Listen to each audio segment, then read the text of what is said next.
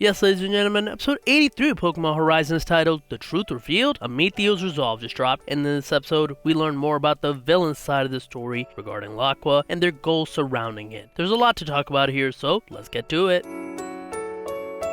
I'm just recovering from a sickness, so if my voice sounds nasally, that's why. Sorry about that. Gideon starts the episode by telling the rest of the explorers what they saw over the last few episodes following our heroes in Area 0. Now that they have Rayquaza, the rest of the 6 heroes, and Terapagos has his power back, they're headed to Laqua. This means that the explorers will also be heading there soon to ambush them. It seems Gibeon specifically trusts Spinel the most, as he says they'll need his intellect, and Spinel in kind responds by saying he wants to show his devotion to Gibeon. There even is a conversation between the four on the continuing absence of Amethio. Gideon thinks it would be useful to have him in the mission as firepower, but Spinel reminds him that he got suspended from missions. He also thinks 4 will be more than powerful enough. And as all of this is happening, we keep cutting back to Hamber with a suspicious eye towards Spinel. Meanwhile, Amethio, along with Onia and Zerk, are undercover at Exceed Company, heading to Spinel's lab in order to figure out what he is plotting. We learn a few things here. First, the Locrium that we saw Spinel use on his Umbreon was a beta version, meaning it wasn't a completed thing. Amethio wonders why Spinel would research this before coming across something called a Locrium Sphere. However, before we learn more about it, security guards arrive and take them away to a warehouse by the docks. Here, Amethio comes to the conclusion that his father and the company don't know about this because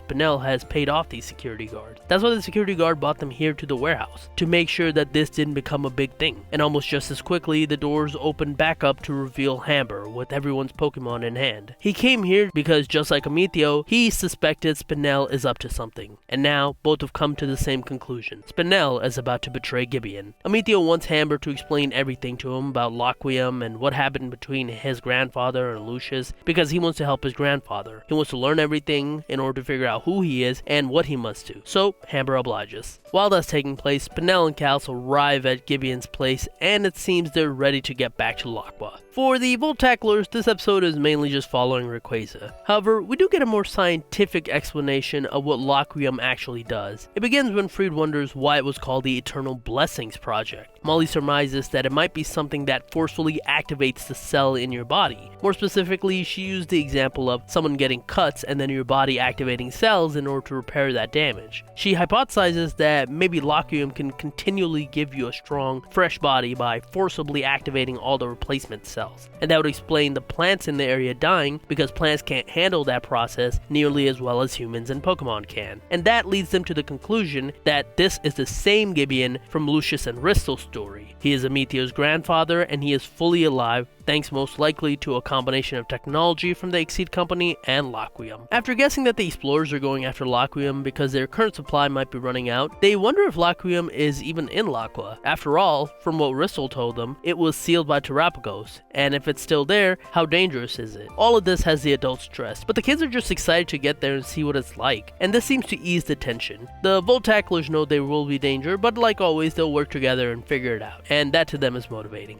When Zerk, Onia also arrive alongside Amethio's mansion, we see and learn a few things. First, Amethio is crazy rich. Second, we see what his mother looked like. However, we also learn just as quickly that she died in a car accident when he was young. So he was basically raised by Hamber. Once some snacks are handed out, Hamber begins explaining everything. It's interesting what the show is doing here. We've seen Ristel's perspective, and we take her side to be generally the truth. However, here, everything Hamber explains is from Gibeon's side, so it's interesting to see a different perspective, regardless of if it's true or not. From Gibeon's perspective, Lucius didn't understand the value of Loquium and was opposed to its use even without knowing of Gibeon's plan. And as for why Zygarde tried to stop Loquium, it was because of Lucius's black Rayquaza. He betrayed Gibeon. That day he lost a friend and a bunch of Zygarde cells. What an incredible twist from Gibeon. We also see here that Hamber has a Zygarde cell that grew attached to him that he keeps with him. Gibeon also says he was caught in Laqua's collapse and his life was in danger, but saved by the Locrium. And here we get Gibeon's explanation of what Locrium is. For Pokemon, it can draw out the latent potential of a Pokemon and maybe a source of life, and depending on its application, it can maintain a person's youth for an extended period of time, which is how he's kept himself alive. With his heart broken after being betrayed by his friends, he retrieved a small sample of Locrium and fled Laqua. He invested in the future of Pokemon, he founded the Exceed Company, continually researched Laqua, Laqua and carried the name of the explorers and endured 100 years of loneliness. Oh, poor Gibeon. We also learn here that Hamber started working for Gibeon because when he was young and didn't know what he was doing, Gibeon helped guide him. We don't really get an explanation of what that is, besides this purple napkin, but his noble goal of eternal prosperity for Pokemon and people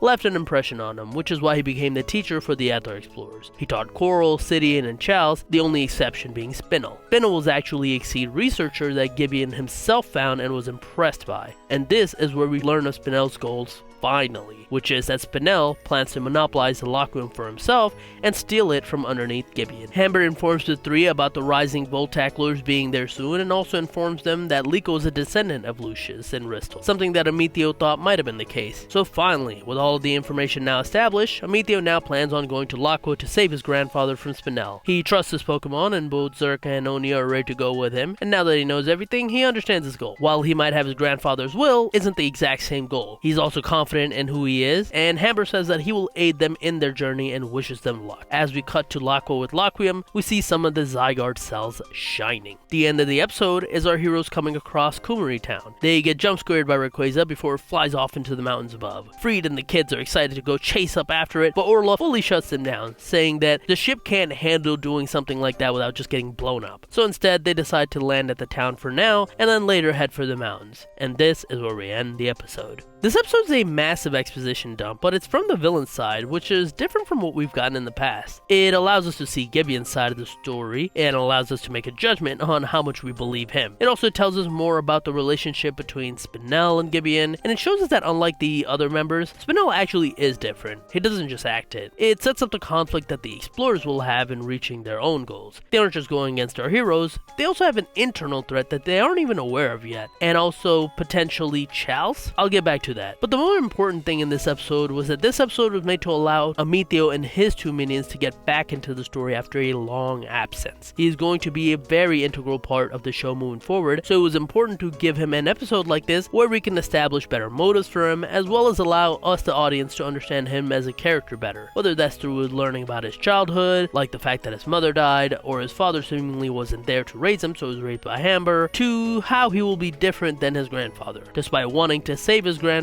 and help him reach his goals, he'll have to walk a tightrope in order to figure out who he truly is. I love all of this story and backstory that we're receiving, but my only complaint is I feel like I know everyone in this story except Chalice. Is it Chalice? I'm not fully sure. She's been there since the beginning, and I feel like I hardly know her personality, her goals, her ambition, or how I should even feel about her. She's a part of the explorers and raised by Hamber, yet seems to side and work secretly with Spinel, so I can't tell what side of the conflict she's even in. Maybe that's on purpose, maybe she'll be the ultimate twist villain, who knows, but I just find it hard to care about her or anything she does because the show has done a bad job of telling me why I should care. As far as I see it currently, she could be fully written out of the story, and I don't know if we would have missed her. I hope the writers have something for her because I don't know what she's added to the story, and we're so close to a major climax that if they try to now give her a giant backstory, it's just going to feel massively rushed. I hope I can be proven wrong, but I don't know, we'll see. But other than that, it's a great episode. A must watch in order to catch up to the lore and motivations leading to this upcoming major conflict, and this is definitely reaching a fever pitch climax, so I just can't wait to see how they execute. But what about you guys? What did you guys think about this episode? How do you feel about what's upcoming? Let me know in the comments down below. Other than that, be sure to like, share, subscribe. That's it. I will talk to you guys later. Peace.